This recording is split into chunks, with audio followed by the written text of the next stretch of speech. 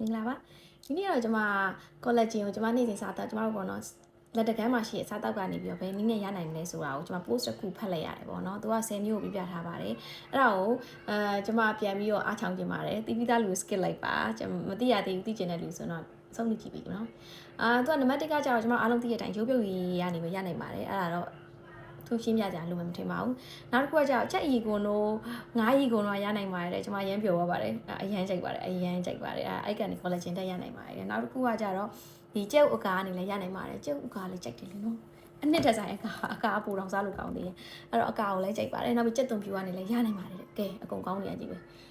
နောက်ကြီးကကျတော့ဟင်းနုနယ်ရဲ့တူပါပေါ့အစိမ်းရောင်ရှိရဲ့အစီအင်းသီးနံဟင်းသီးရွက်တွေကနေရနိုင်ပါတယ်တဲ့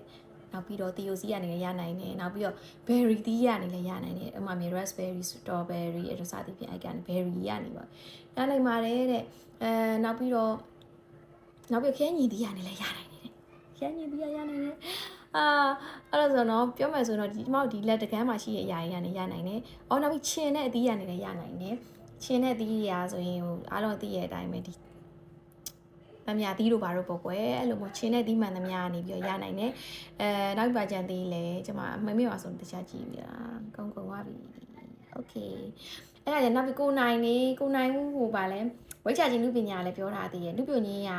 တွဲ8ပေါ့ fasting ကနေပြီးတော့ရနေအဲ့ fasting လုပ်တဲ့အချိန်မှာကျွန်မလူပြိုတဲ့ဟော်မုန်းတွေထွက်ပြီးရပေါ့နော်ဒီပြောမယ်ဆိုရင်တော့ဟိုဆဲအသစ်တွေပြန်ထွက်တယ်ပေါ့သိရမှာအဲ့တကြမှုကျွန်မလူပြိုစီးပါတယ်ပေါ့ကိုနိုင်ကတော့ပြောထားတယ်ကျွန်မအဲ့ဒါမှတ်ထားလိုက်ပါတယ် fasting ကကျွန်မလည်းလုပ်တဲ့တကြမှုထူးတလည်းမဟုတ်တာရတယ်ဆိုတဲ့အချိန်မှာဘာပြောဟုတ်မဟုတ်ပြောရတယ်ပေါ့နော်ဟုတ်အဲ့ဒါတွေကိုကျွန်မစားအဓိကသေသေးချာလေး give ဆက်ပြီးစားပြမယ်လို့စိတ်ကူးထားပါတယ်ဟုတ်ကဲ့ကျေးဇူးပါအထောက်အကူပြုမယ်လို့ယုံကြည်ပါတယ်သူများပြောတာကိုပြန်ပြီးတစ်စိတ် sharing လုပ်ပေးလိုက်တော့ပါကျေးဇူးပါတတာ